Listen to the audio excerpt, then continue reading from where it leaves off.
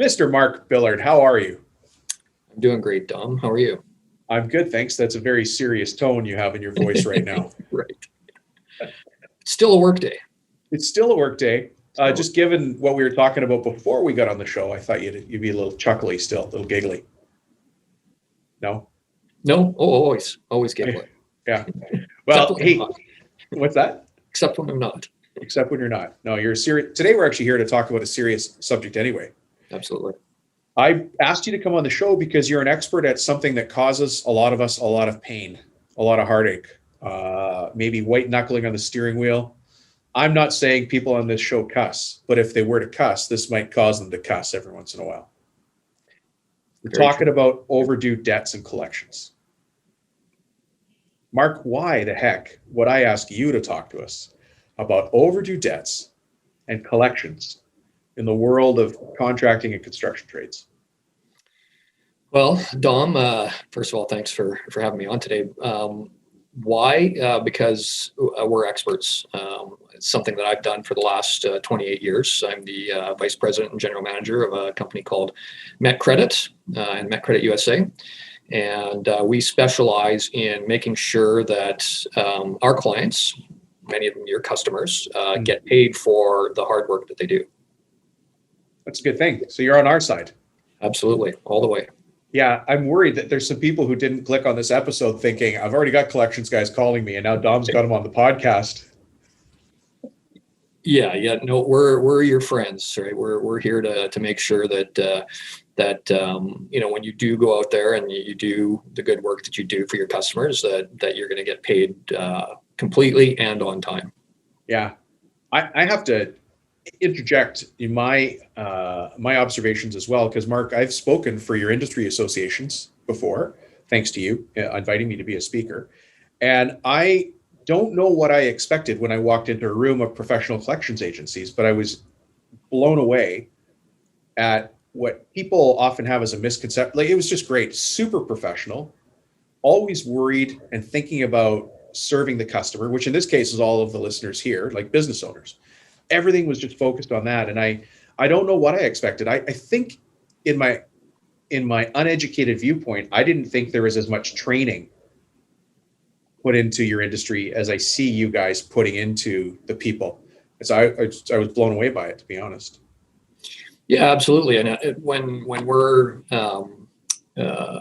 going about our business, trying to recover an unpaid account for our clients, their brand and our brand is front and center. We want to make sure that the experience is professional. This is a business transaction. This is a situation that for one reason or another, the process is broken down and our clients haven't been paid. Right. And there's a variety of reasons why that happens, but there's no reason for it to be anything other than a professional conversation. We know that the problem exists. They haven't been paid. And so how do we go about making sure that our clients do get paid quickly and completely?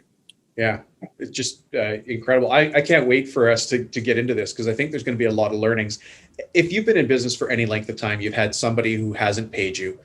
And one of the problems we have in trades is we put our heart and soul into this stuff. Yeah. Like, and sometimes we smash our thumb with a hammer on that job and we still didn't get paid. Like, we actually left a little bit of ourselves on the job site. And so not getting paid, or not getting paid in full, or not getting paid timely really hurts at a bunch of different levels.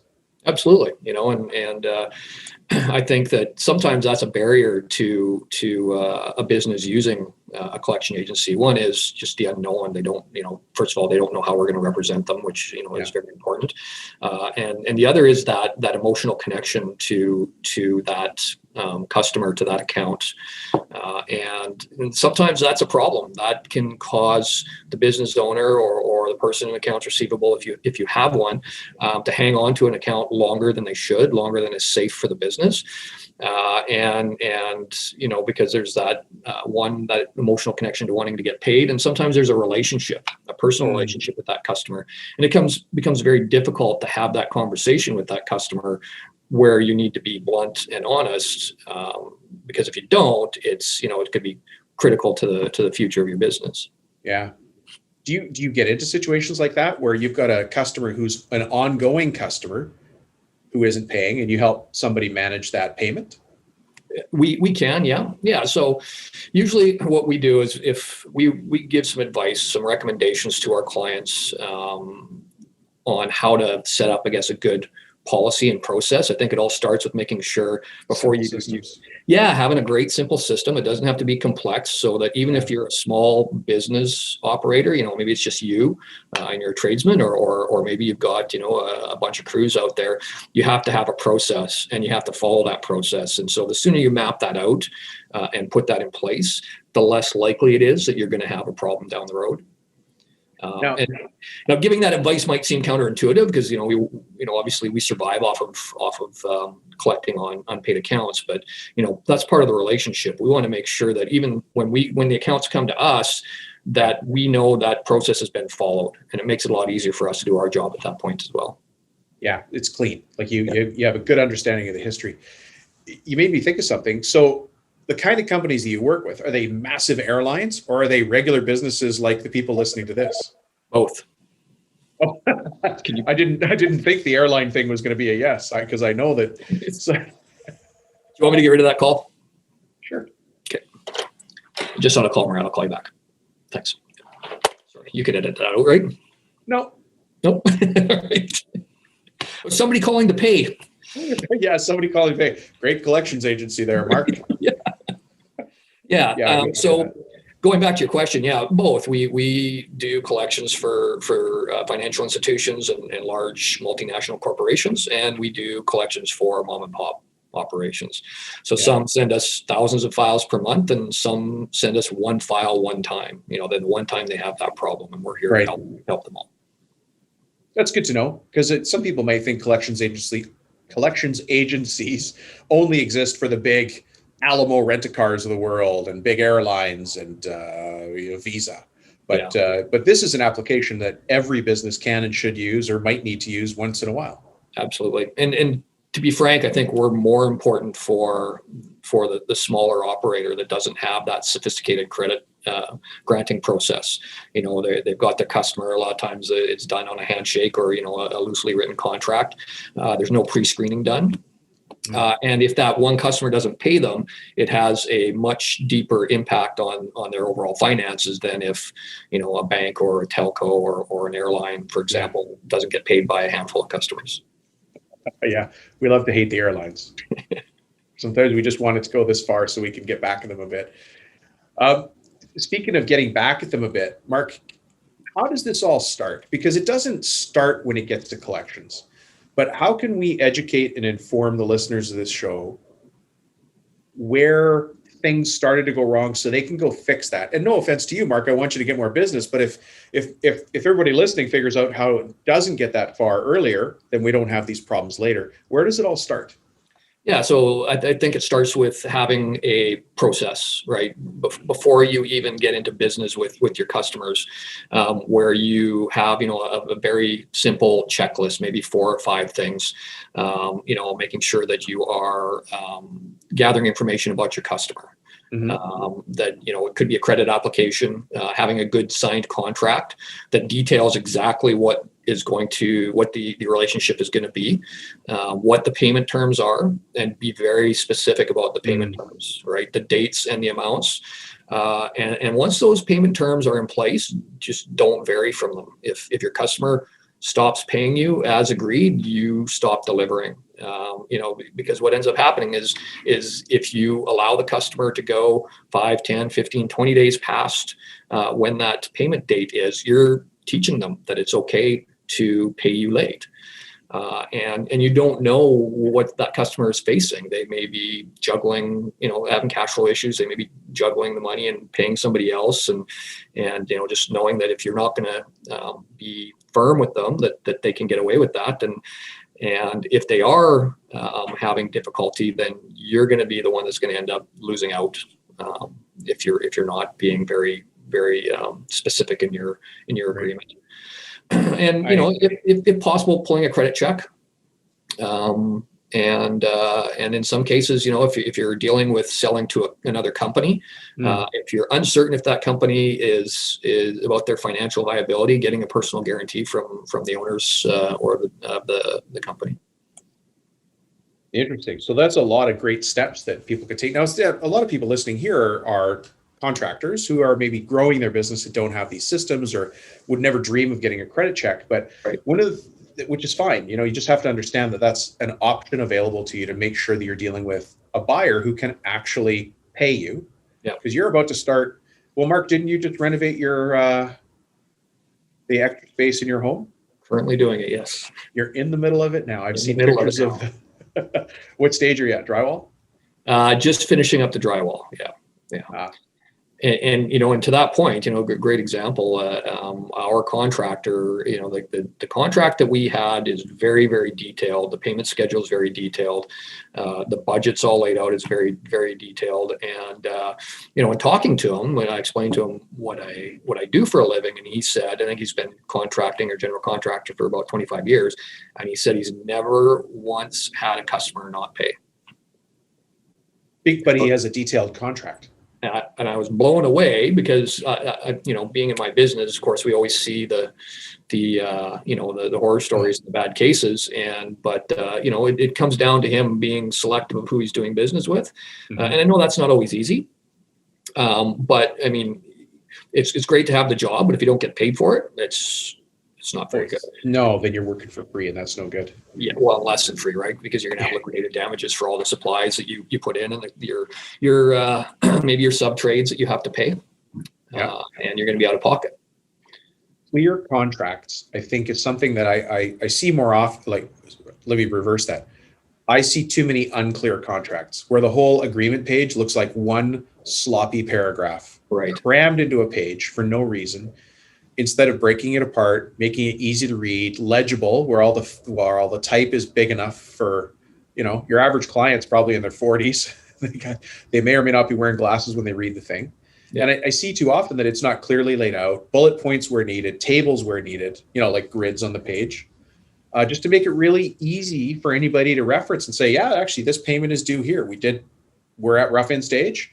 That means this much money is due by tomorrow. And it's clearly laid out. They don't have to go dig through the contract to find it. Exactly.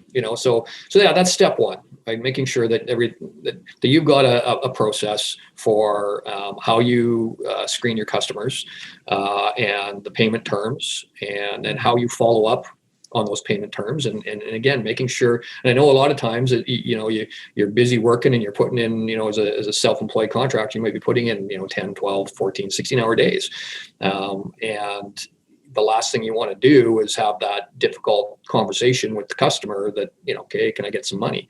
But you have to have that conversation. And I think it's very important that you establish those boundaries or those guidelines early on. Yeah. And that's a start. And then the next step would be to look for warning signs. Bad debt seldom happens without warning signs. What do you mean by warning signs? What should we be looking for? Yeah, well, I think, the first thing is, people that are changing their paying habits. Let's say, for example, you've got a regular customer. Maybe you're doing leasehold improvements for a chain of stores or for, maybe a commercial property owner or something like that. And then all of a sudden you see changes in their payment habits.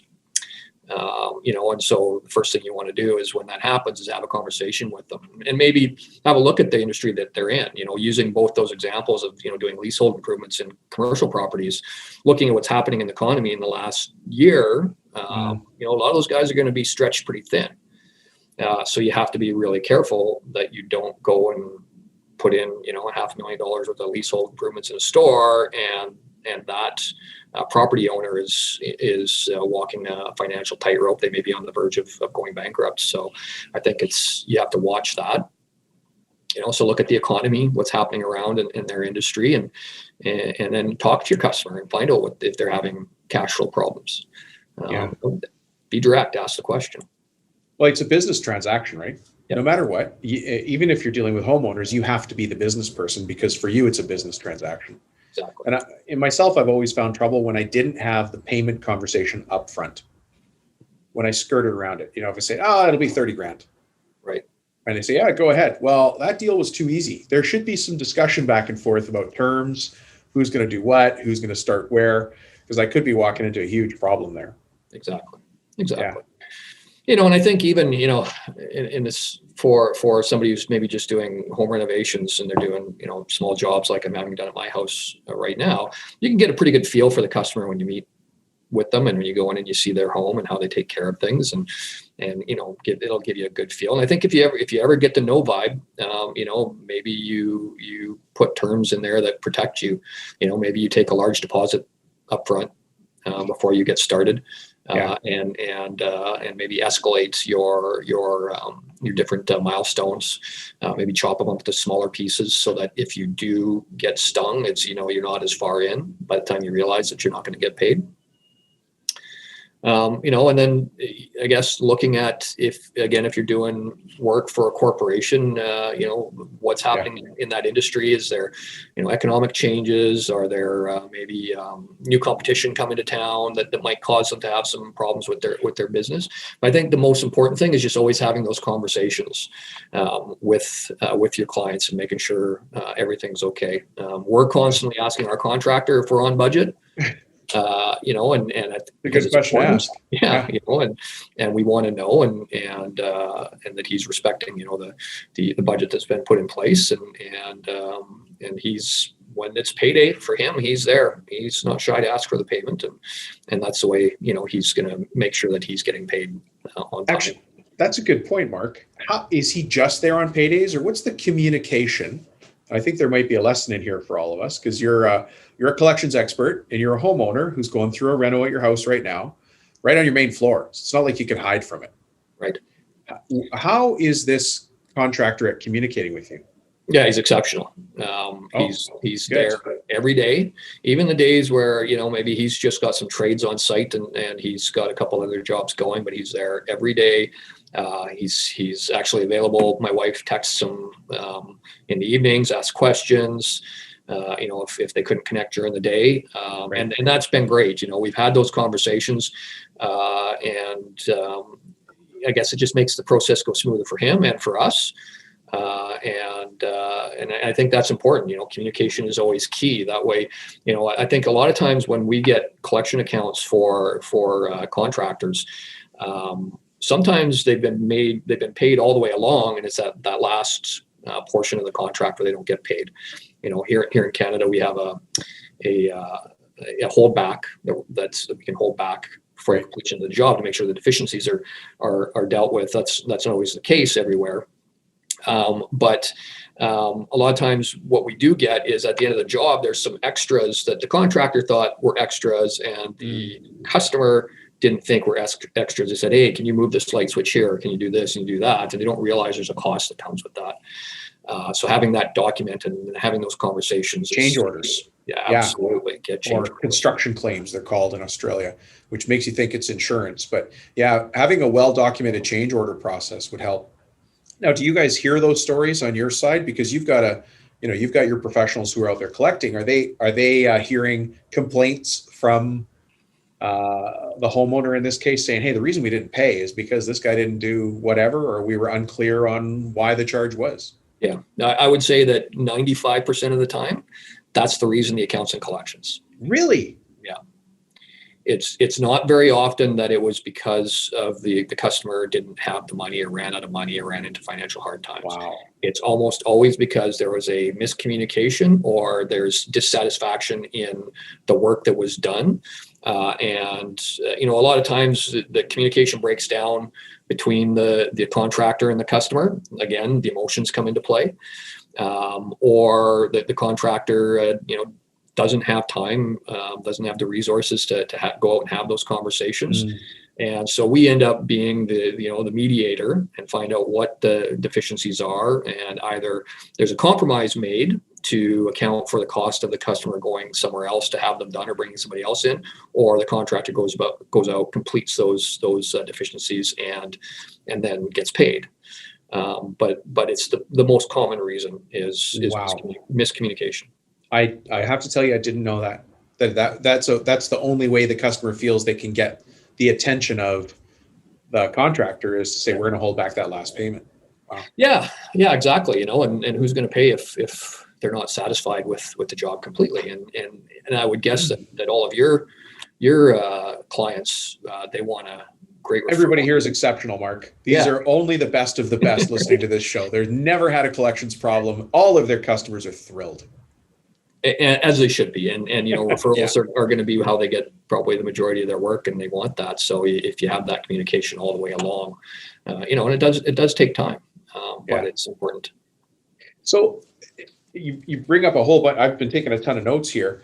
I want to know when, and when I talk about in days receivable might be the way to think about this. When do I call you or somebody like you and say, hey, look, I think it's time for the pros to step in and take over and help me get what I'm owed on this account? Yeah. So I would say that you should never let it go past 60 days. 60 maximum. Wow. I see 120s all the time. To engage us. Yeah. And you should be having those conversations. So if it's due on 30 days or due on completion, if you don't have that money on that due date, you are on the phone, you're sending emails, you're having those conversations immediately.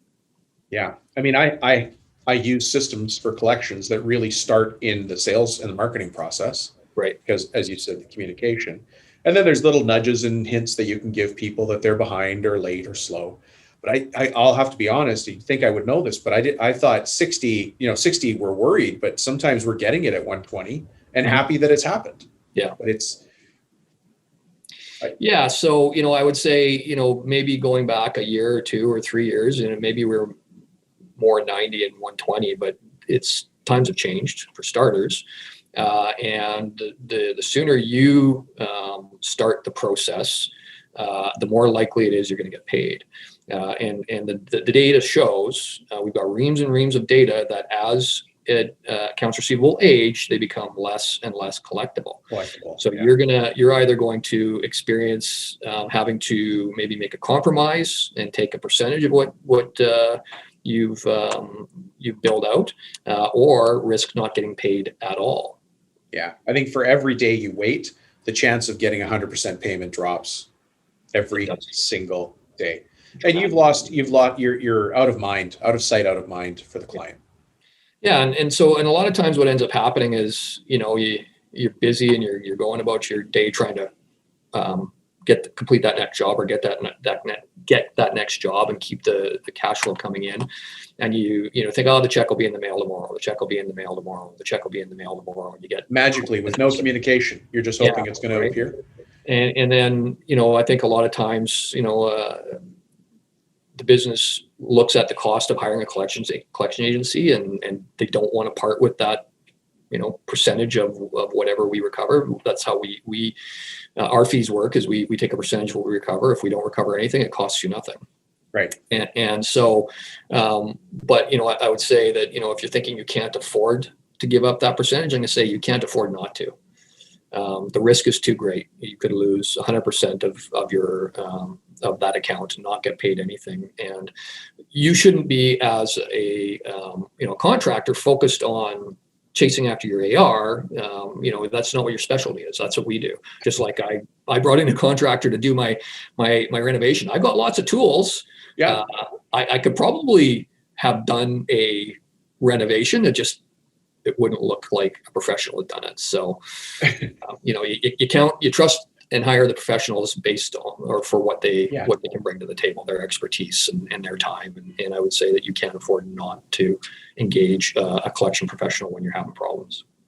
So there's somebody listening to the show right now who's got a 120-day receivable, and it's just burning at the back of their neck. It's just that little itch that's just been bugging them. They did good work. They don't know why it went south, but they haven't been paid for this job. What does somebody need to do when they're first approach MetCredit USA or MetCredit? What do you need to know when you talk to us to get this done? Very little, really. Just, what the problem is, how much you're owed, how long it's been outstanding, what the work was for. And just the basics of it. We'll get us started. We'll have a conversation about our fees, how they work. Yeah. And then an agreement will get signed. It has all those fees detailed, and you'll send your information over, and we'll get to work trying to collect the account. Most of the time, 99% of the time, the accounts are recovered through negotiation, getting on the phone or through email, and having conversations with the customer, and really creating some urgency to make sure you're getting paid quickly. Yeah. And then that other 1% of the time, the collection might come through legal action. There are those cases where you've got people that are just, that's who they are. They will push things to the nth degree, and they won't pay until you force them through, filing an action in court. They've got the money. That's just the way they work. Some people. It tends to be people in the nicest, biggest houses that do that. Sometimes. So you guys are experts at influence without authority. Exactly. You know what I mean? Like, you're really good at the making that human connection and laying the facts on the table, taking the emotion out of it. This is what I'm hearing from you. Exactly. And because I know you personally and I've seen you at work, but I know you're really good at just, let's get the facts on the table. The facts are all that need to speak, and stick with the facts. And then a solution will just happen. Exactly. Yeah. Do you deal with liens at all? And how do liens play into this? Yeah, so we do, but what I would say is because of the timelines for liens, and I'm not familiar with all the timelines in every state and in every province, because it varies. But I would say, as a contractor, if you have an inkling that your the trouble is happening, file your lien. Right. A lot of times you have only 30 or 60 days from the date of the certificate of completion of the job to file your lien, and it just protects you. The liens can be very easily removed, and if you're a little concerned, you file that lien. They're usually not very difficult to file, and if you don't get paid based on that lien, then you engage us. Yeah, I'm just thinking of a great story of a ski resort where somebody that I know, a painter, had to file a lien, but he had to file a lien against every individual property inside the strata, or HOA as they're called. And he said he didn't realize that was the golden key to getting paid so fast. Yeah. Because all of the members of the HOA didn't realize that the contractors weren't getting paid, and that encumbered their ability to sell the property if they wanted. Plus, they were just mad that it had happened. And he said suddenly he got paid. The guy that wasn't paying him was on the phone, ready for a conversation, I'll just say, and they had the conversation and things got resolved. Yeah. But it takes a little bit of work. But the alternative is you're just not going to get paid, and it's going to stick in your mind, and you're going to become an angry contractor to the next good client you show up in front of.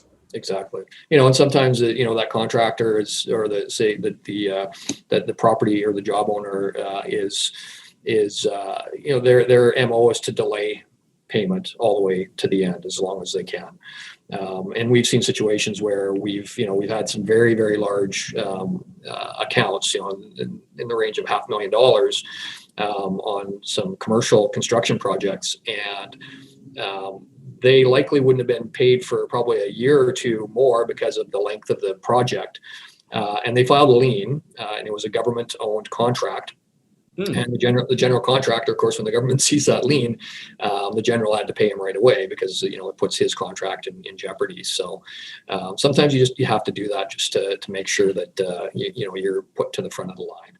Yeah. And I know it's difficult, because sometimes it can, a lot of times those big construction companies will use that as leverage. If you do something like that, you don't get the next job. But really, do you want that job if you're not going to get paid on time or at all? You know what, Mark, this is where we go to the marketing part of this conversation. I don't want business from a bad client. And it's hard to hear that, because you might think, oh, you don't know my town, Dom, and those guys are the biggest guys. There's other big guys. I mean, there's better guys. Go get a better client. You actually don't have a collections problem. Maybe you've got a client problem. If everything is late, if all clients are late, if all clients are a headache, if you always have a hassle getting paid, then it's time to stop blaming the customers and probably look at yourself, look at your marketing, look at your simple systems, and go fix those before you blame the customers. You didn't just hit the jackpot of the worst customers in the world. Something else is going on. Exactly. Mark, on to the more serious topics.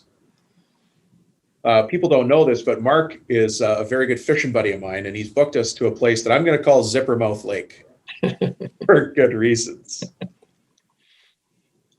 Been there many times. You to Zippermouth Lake? Yeah, it's always in a different spot though. It's always, we got Zippermouth Lake, we got Zippermouth Creek, Zippermouth River, Zippermouth Ocean, I guess, or towns, Yes. different places. Who's going to catch the first fish on Zippermouth Lake, Mark? Well, I'm going to say it's going to be Dom, because Dom always likes to be first. Oh. But Mark will catch the biggest fish, just like last time. Just like last time. Yeah, that's good. I like the way you're doing the Seinfeld thing where you're like, Jimmy can jump. You just referred to yourself in the third person. Yeah. Yes. But seriously, the fish in this lake start at 2 pounds. Yeah.